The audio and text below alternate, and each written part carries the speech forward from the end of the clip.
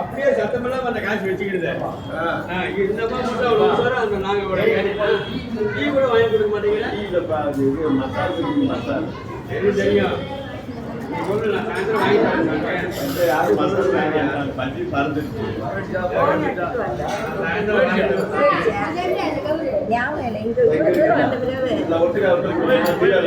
காலையிலே சாமி கொண்டு வைக்கிறேன்.